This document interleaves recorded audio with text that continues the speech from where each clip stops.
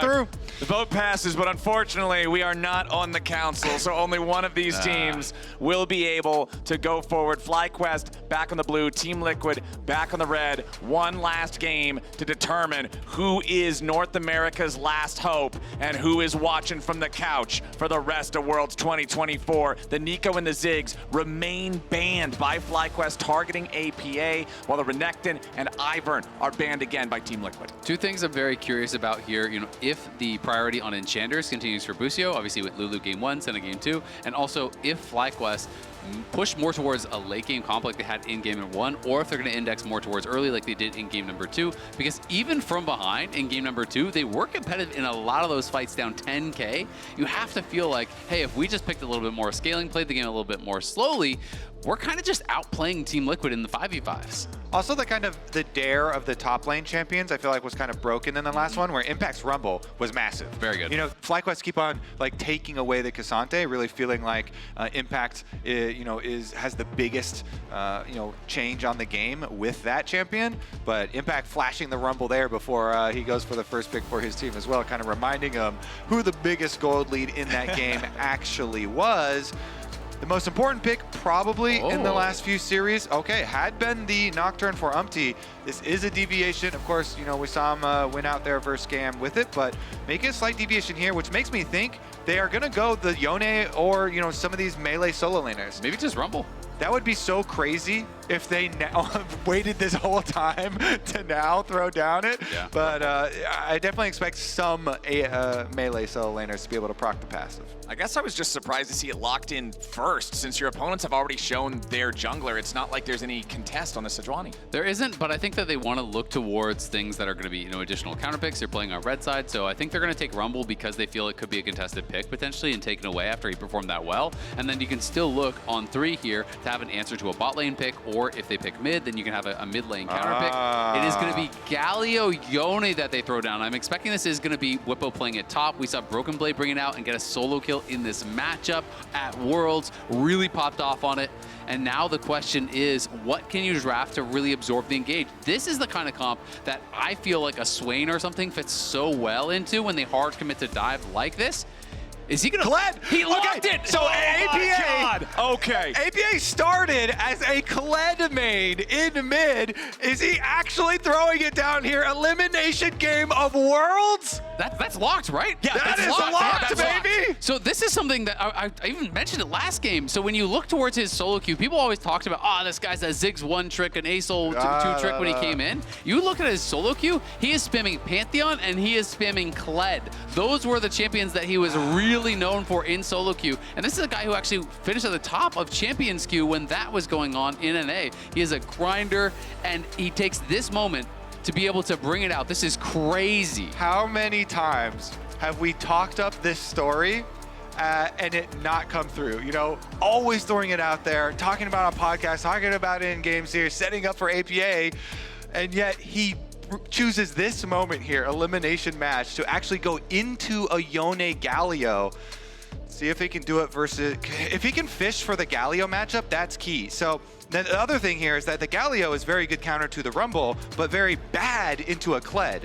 And so there's going to be a lot of mind games around APA and Impact trying to find the correct lane matchups here, because they really want the Kled to go into the Galio.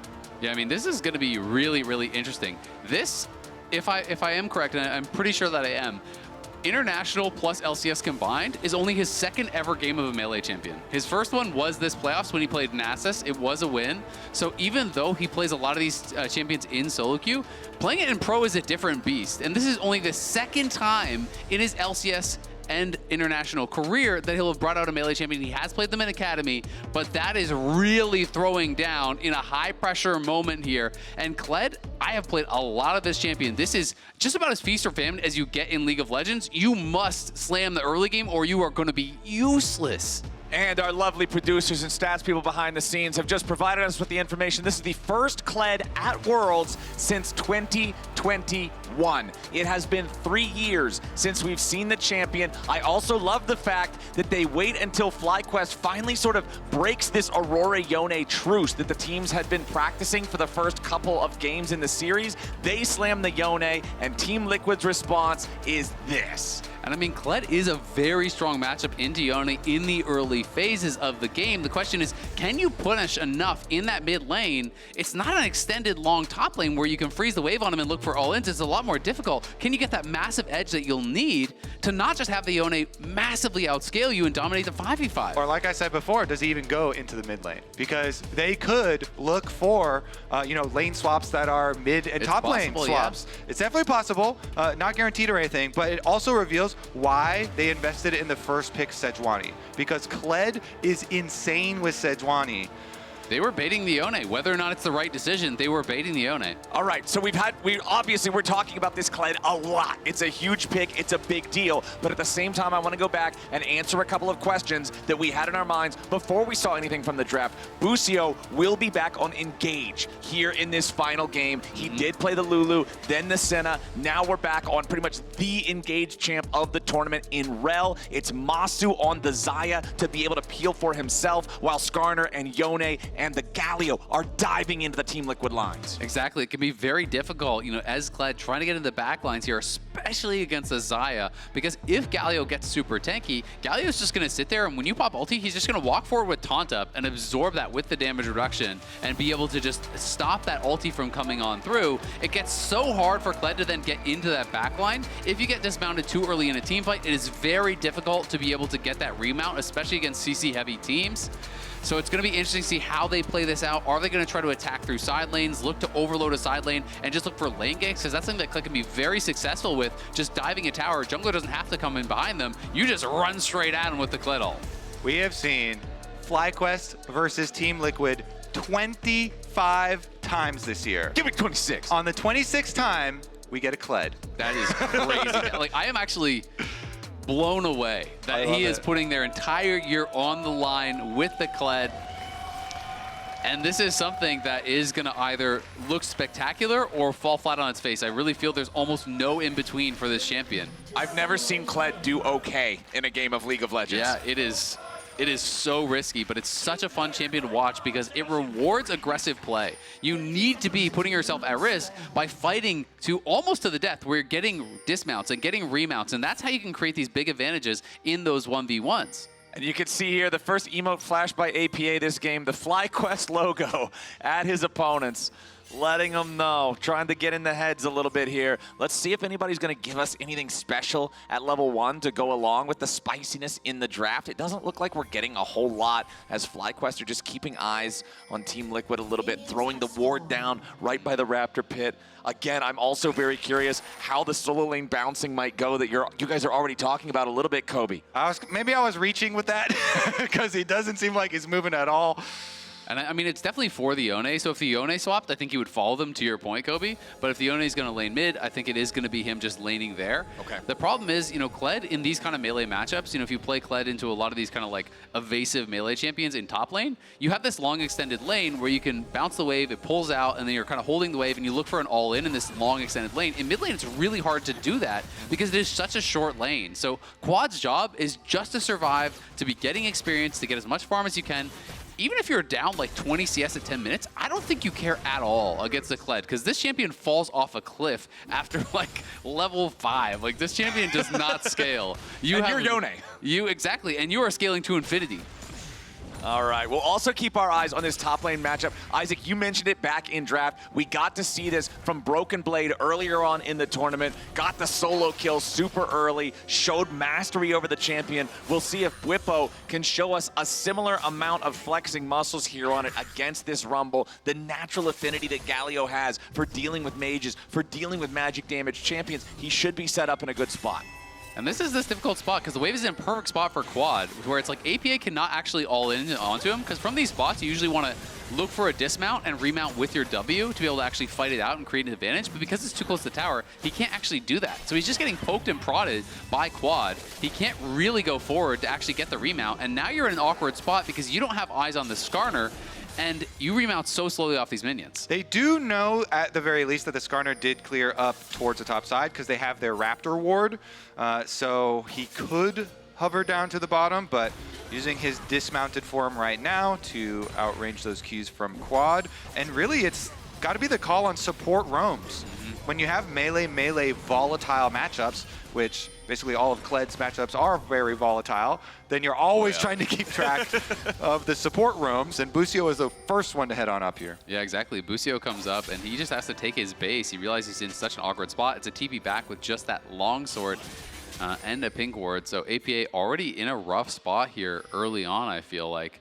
And this is kind of my concern about these melee matchups in mid lane. It's so hard to actually get the wave in a state where you can threaten it all in, but is behind him. We'll see what they can get. All right, they want to try to get some power here with this Sejuani. The Soul Unbound has already been spent by Quad, but now he's trying to get away over to Inspired, who's coming in to back him up. Ishtal's impact slams APA into the wall, but Quad is already down to 250 HP. The Yone trying to get away, goes back in for the Q3, but he ain't going to find enough here just yet. Nice heal there. As now the first blood for Inspired. He turns around to save his mid laner because he knows that APA might be able to remount. FlyQuest come out on top. Even with the Kled, even with the Sejuani pick to back it up for the prime 2v2, Inspired comes out with the kill. Really impressive flashes there. Yeah, I mean, he just blocked APA from being able to get back to Quad. Quad was put incredibly low, but APA gets dismounted. He can't actually reconnect, and then when the Q3 comes through from Quad, he has to flash away and look to try to turn onto Inspired just to get that remount, which, yes, he does, because there is that E coming through from Sejuani that buys him a little bit of time, but on the other side, is just dying, and that is a disaster, it feels like, already down 1K 4.5 minutes in. Whippo taking the worst end of a trade up here for the top lane, but now bottom side, it's Inspired on the Skarner yet again, this time looking for Core and Yawn. Core JJ is turned to hamburger, and Masu's eating good. The race car Skarner is unleashed. After the mid lane victory, the pressure just leaks over to the bottom side. That was a beautiful setup as well. Busio is able to land the stun after Inspired gets in there and pick up the extra kill. Umti's trying to find the consolation prize here, which will be the dragon. But the early gold for FlyQuest is going to go a very long way. See APA pushing in, and at this point, if you're not doing well in the 1v1, it's time to abandon ship and it's time to move around the map with your jungler. That's kind of how Kled goes, and you can get pushed, build an early Tiamat, shove the wave, and then just try to make the enemy jungler's life a nightmare. Group up with play for 2v2s, try to threaten dives. You got to make stuff happen on the map. You cannot sit back and farm. Let's talk about some of the history of APA, and something that Spawn actually said very recently in an interview when he was talking about him. Well, we might have to talk about Inspired more, because he's actually ruling the game so far. We might have to focus on the present instead of the past here, Kobe, as Impact just hits level 6 for the Equalizer to try to clear out the wave, but FlyQuest sent the whole party up here, man. Even the bottom lane's joining them. Inspired only dropping a half HP from the turret aggro. FlyQuest finally showing us some early game. Really nicely done here for FlyQuest, and it's at a time where it's TL investing so heavily into some of these early game champs. FlyQuest are running away with this already. Yawn's going to try to push this in, but can't even get a plate. And for the TL players, that sinking feeling has got to be setting in. They've got to stay calm, try to think about a way that they can claw this one back. I want to give a little spark of hope, though, to the TL fans that might be watching this kind of slip away from them. Another bit of action coming their way, though. Everybody's heading to the Void Grubs here. Galio is also level 6, so Whipple could ult in. We've also got APA ready with the charge. Team Liquid firing it off here as the Void Grubs are already secured by FlyQuest, but a massive fade sealed over the wall coming out from Quad. Whippo makes his entrance. FlyQuest are slaughtering Liquid. A double kill, and APA with no flash. All that is left to determine is who's getting the money here for Fly. They'll get the taunt there from Whippo. Masu's on a killing spree. 6-0, 7 minutes in. The wheels have come off already, and Team Liquid, after the incredible year that they had, maybe going out like this. FlyQuest are dominating them in the final game of the Swiss stage. So should I not tell the inspirational story for the side of TL? It's going to have to be pretty inspirational at this point. Just look at this. Look at the Galio just hit level 6 as well. So you had the initial ult there, and then the Galio ult also comes in to further ensure that they're going to win it. It's already the double for Quad's Yone, the brother. And then here, just sitting on the wall there, Whippo waiting because he knows there's nowhere for APA to go. Exactly. APA was trying to have them dismount him so he could queue over the wall, but they didn't give it to him. They just wait for the cooldowns, and TL, they know this game has slipped away from them. The speech, maybe not inspiring, but Quad's ult definitely was. Quad is in an incredible spot. Yone has been so dominant this tournament, and he's 1,000 gold ahead of a Kled at 8 minutes into the game. Okay, but I respect the confidence to go all in a Worlds match to throw down a Kled pick. Spawn, the interview that I was talking about, where he mentioned kind of some of the origins of APA and how he originally scouted him. You mentioned, you know, his champions Q climb, his solo Q climb, his work ethic. A lot of his play style then was about roaming from mid. And what they were looking for with this pick is those post level 6 Kled roams around the map with the ultimate, allowing the Sejuani plus the Kled to influence the side lanes. But they never got to actually enact that game plan because the early skirmish they lost. And so they lost that mid priority. It's supposed to be a snowball. The theory behind it is to snowball off the winning 2v2 first in mid, get your level 6 first, and then you get to go down to the other side lanes. But they never got to that point, and that's why it looks like this. When you're winning 2v2 mid, misses out on that kill by just a sliver of HP, and you fall behind, the snowball immediately turns the other direction. More than a 3,000 gold lead for FlyQuest now as Team Liquid tries to bring more men into the top lane. But look at the wards. They spotted him already walking across it. Now the sweepers come out, but FlyQuest already is well aware, and I think TL knows they must have been spotted somewhere because of how quickly they did back off. At this point for TL, all they can really do is try to overload one side, but they're already getting picked bot. Yeah, Bwipo immediately with a Justice Punch into the taunt. Inspired can use the Impale to bring Impact so far away. There's no chance of escape for the Rumble. All he does is shoot the Equalizer to try to thin the wave, reduce what FlyQuest can gain, but FlyQuest is up 7-0. Yeah, I mean, you draft a mid jungle to try and get control of side lanes, but Inspired is the one who won the fight in mid, and then he's the one constantly roaming bottom lane, making plays for FlyQuest. And they seem to have this one 7-0 at 10 minutes, truly under control. Remember back when we reached the end of regular split in summer 2024 in the LCS, first team All-Pro was 4 Team Liquid players, with Inspired being the only non-Team Liquid player to make first team. And he's showing everybody why in this early game, in game number 3. And he stated his goal is to be the best in the West. The best in the LCS, definitely in his sights and within the grasp here of FlyQuest. Let's see how they finish it out though. Of course, Team Liquid will continue to try and make some surprise side lane plays and try and play off the synergies that they do have. They've got a very strong possibility of diving. You do need to overload with a lot of people, but they've got a Kai'Sa to try and back it up too. Here comes Impact on the Rumble.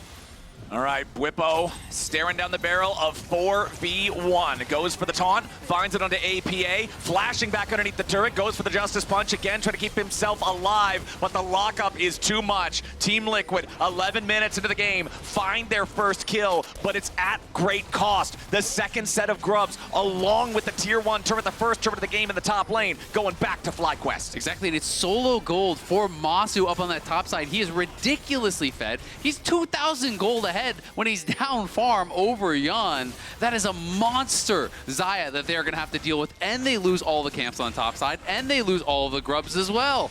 That's Rookie of the Year, Masu, to you. Rich man on campus. It's actually so heartwarming, the stories here for FlyQuest members, especially their 2 carries of Quad and Masu, which how much they have grown with this team. And now on the precipice here to move towards quarterfinals. Of course, job is definitely not done. Team Liquid fans, I regret to inform you, Quad now has both Berserker's Greaves and Blade of the Ruined King. The Yone is fully online. APA with his Brutalizer and Tiamat, not quite with that first full completed item. No boots whatsoever here for the Kled either. As long as he's mounted, he is still pretty fast. He has one of the higher base move speeds in the game. But as soon as you knock him off that Lizard, he is not going anywhere, man. FlyQuest, 5,000 gold ahead as a team. You already mentioned the plus 2,000 lead for Masu individually. This is a damn near impossible early game for Team Liquid. And this is the really tough thing about Kled, is Kled has to fight his way out of dangerous situations. You can't really retreat when you dismount. If you're running away, you get less move speed. You have to move towards your opponents to get that bonus move speed. It's all about, being able to constantly scrap. And when you're this far down, it's just so hard to do. But TL, gonna look for Bwipo. I just don't even think they have the damage to kill him. No, not with just Core JJ and Impact. I don't see how you're going to get through this guy. He's got Hollow Radiance fully completed. He's kind of immune to these two. Yeah, I mean, you got to try, right? You know, they know they're in a horrible spot, but we'll see if it happens. All right, taunt onto Impact there. Whippo with a snap trade. Whippo takes no damage, and there's not really an opportunity for TL to do anything unless they bring down somebody else. Now, Jan is showing up with Killer Instinct. The Kaisa does have enough firepower to deal with this guy, but Inspired now ready to also join. Ishtal Impact through the wall, and it's a TP coming in for FlyQuest, looking to make it an even 3v3. Whippo disengages, and Inspired has the Impale onto Impact, who has to try to flash away, but the fade sealed from Quad hits the mark. FlyQuest 1-0 in the 3v3. TL try and bring extra members, but FlyQuest respond. The play took way too long. There's no surprise factor, and APA on the Kled has completed his Profane Hydra. The burst damage is there, but it's just so late in the game. Probably not going to get to see it shine.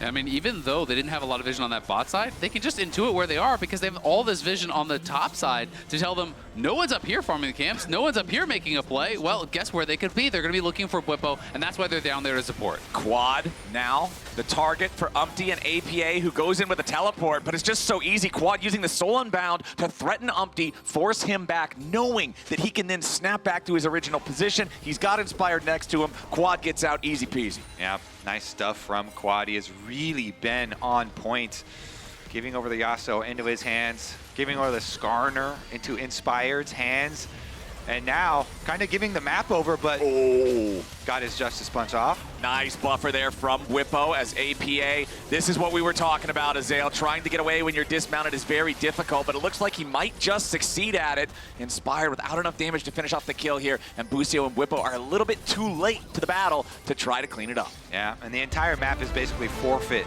now for Team Liquid. Close your eyes, TL fans. Yeah, Don't look at that. Okay. That's not the kind of blue they're looking to see. It's all FlyQuest all day.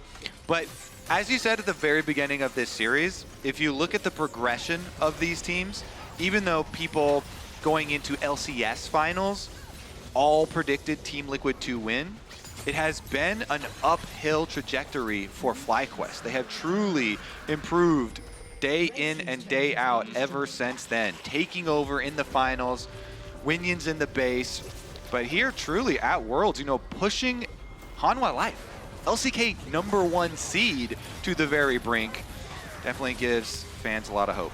Whippo in some trouble, though, as the Killer Instinct from Yon joins APA, who uses the charge to continue the chase after the Galio. He's very tanky against magic damage, but against physical damage, Team Liquid have what it takes to cut through him. Yep, going to be able to get a kill there, and they'll need a lot more of that if they want to have any hope of coming back, but I mean, FlyQuest really has been a pretty creative team. You know, what they brought out against Hanwha, you know, being able to bring out things like the Nunu to get a win with that was so exciting.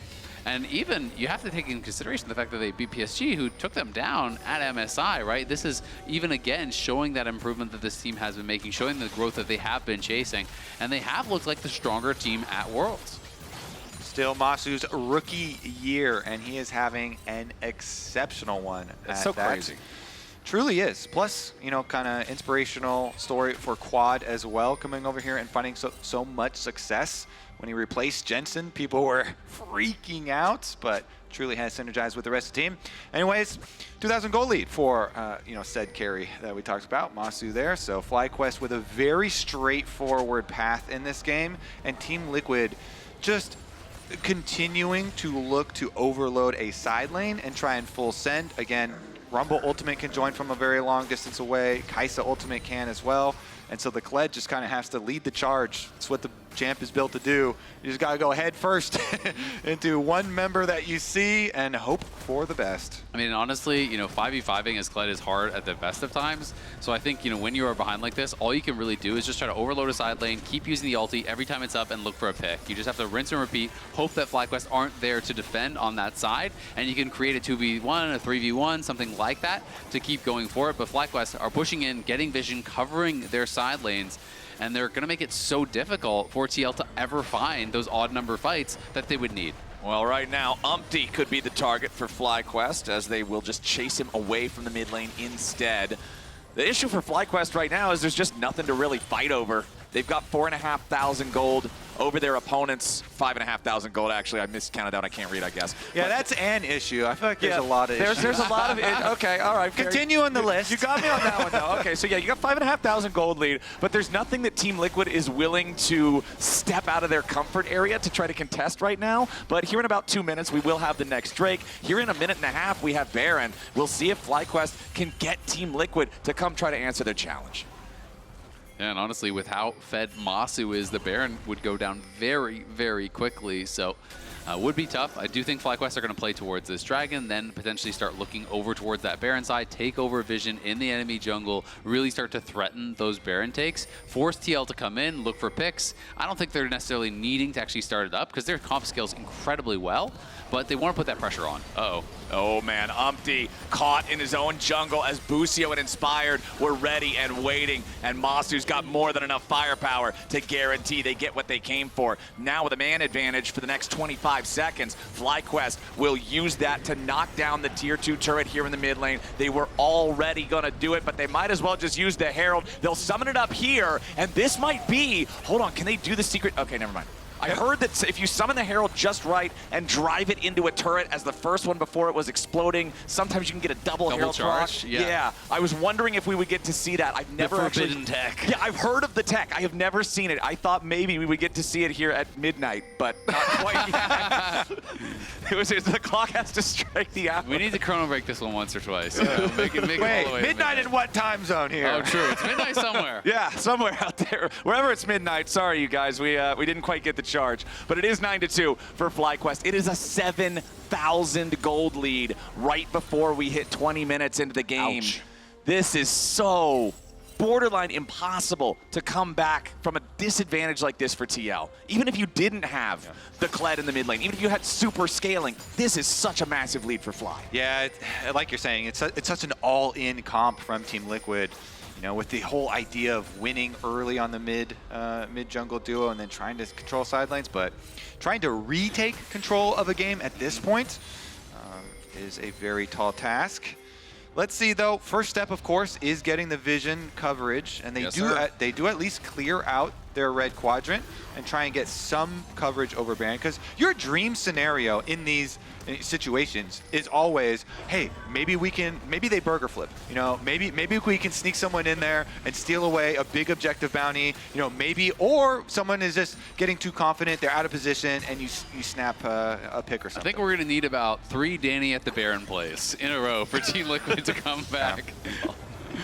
Well, we've got a catch in the enemy jungle here for FlyQuest as Umpty loses 1/3 of his HP. Inspired wanted to join Bwipo, but a little bit too slow to catch out the Team Liquid jungler there. However, FlyQuest continue maintaining absolute control over the enemy jungle. The next Drake is spawned. They will get that for free. They will steal away the enemy blue at the same time.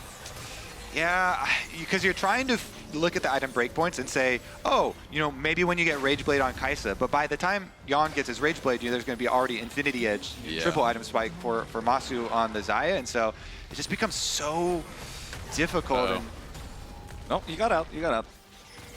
FlyQuest. Let's see the control in finishing this game out. That's what everybody is looking at. And you can see their line of vision here just all the way across the river. They're putting down all of these pink wards. They have the full control of that area. And now it's going to be about moving that vision line up, trying to get into the enemy jungle, taking over control, covering the push in the side lanes, and just really extending that sphere of control further and further and further ahead so that TL are forced to face check, forced into a position where they really are in a no-win spot. And it's so easy for Quad to just safely push up these waves. You've got the extra AoE on auto attacks from the Stride Breaker. Set your soul unbound 20 feet behind you. Go up, spam clear the wave, snap back. Okay, they've got the Rage Blade for Yon, and they ran into a bunch of control wards, so hard to full send there. I can feel you amping up there. Like, okay, we gotta. Well, I gotta be honest. Kobe's a glass half full kind of guy. I gotta be honest. I just wanted to see some action, boys. That's fair. That's fair. We have been moving pretty slowly here after FlyQuest built their initial lead, and they do have control over that top side river now. But Team Liquid is around the area. And the reason it has been so slow, of course, is because FlyQuest stopped TL's game plan right at the beginning of the game.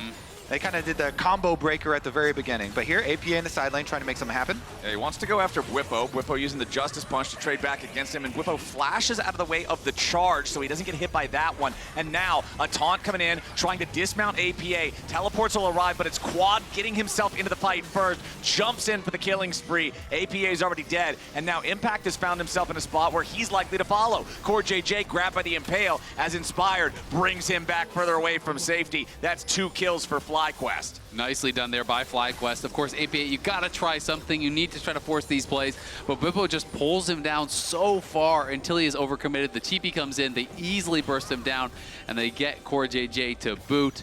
FlyQuest back to the Baron now, controlling this whole area. There's no wards for TL. Look at this. They see nothing on the map. No shot at even getting over there and contesting. Yeah, and it doesn't need anything more than just Inspired and Masu for this. Masu with Infinity Edge, Essence Reaver, and Quick Blades will make short work of the Baron, even with just the duo taking care of it. Baron secured for FlyQuest 24 minutes into the game, 10,000 gold ahead. Impact's in trouble. Impact at the very tip of the fate sealed. Quad's probably just gonna kill him here, but they bring in Whippo to add insult to injury. And now they can deal with the remaining 2 guys as well. APA's dismounted, but he and Umpty might just live to see another day. Oh, they could probably deal with the remaining 4 with the early lead that they got in that duel.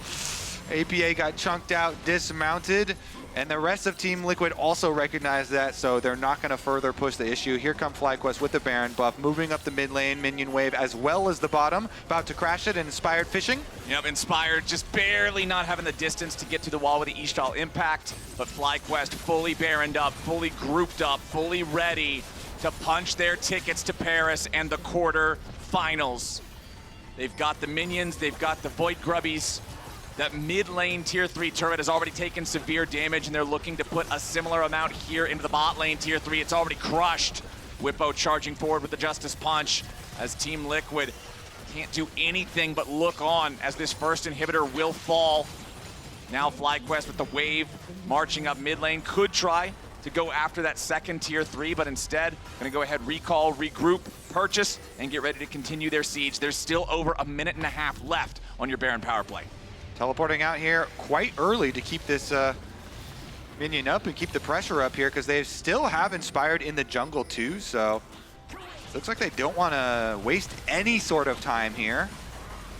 All right, Team Liquid are like, guys, we got to get our red buff because they're coming and they're going to take it, and we have to make sure that we at least get something, so they'll secure that. Whippo about to crash this wave into the tier 2 in the top lane, putting some work in on that one. 6 grubs just makes this even easier than it already would be with a 12,000 gold lead. Yeah, I mean, we see APA, he's stuck bot lane trying to clear out that wave, but we have Quad pushing up mid. We have FlyQuest in the enemy jungle here, slowly working down this tier 2. They're going to try to stack up these minions, sync them up, and see if they can't crash these waves and look for a potential end on the game. TL just getting pushed out. Second tier turret in top is down. FlyQuest with a 13,000 gold lead, 26 minutes into the game. Team Liquid scrambling to try to defend. Tier 3 turret is almost killed already as Whippo uses the stasis to survive underneath the tier 3 turret right before it dies. Quad snapping back, FlyQuest pushing forward. Team Liquid still trying to hold on to whatever last little strings they can. The inhibitor dies in top lane. FlyQuest, it's right in front of you. They are so close to moving on to quarterfinals here.